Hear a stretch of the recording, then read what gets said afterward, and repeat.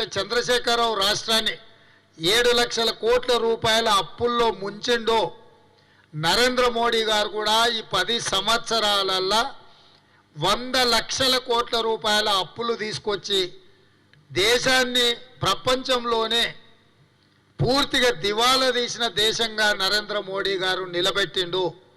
కేసీఆర్ 7 లక్షల కోట్ల రూపాయల అప్పులు తీసుకొస్తే 10 సంవత్సరాలల్లో భారత ప్రధానమంత్రి నరేంద్ర మోడీ గారు 100 లక్షల కోట్ల రూపాయల అప్పు తీసుకొచ్చిండు. 140 కోట్ల ప్రజల నెత్తి మీద 100 లక్షల కోట్ల రూపాయల అప్పును నరేంద్ర మోడీ గారు మోపిన్రు.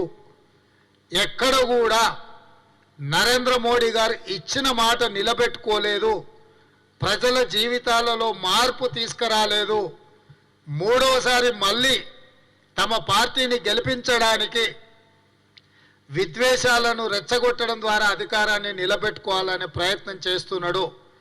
ఇట్లాంటి పరిస్థితులలో మీరు మణిపూర్లో జరిగిన సంఘటనలు చూసినారు.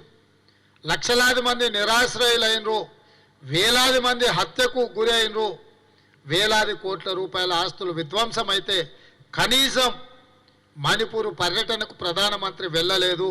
అందుకే ఈరోజు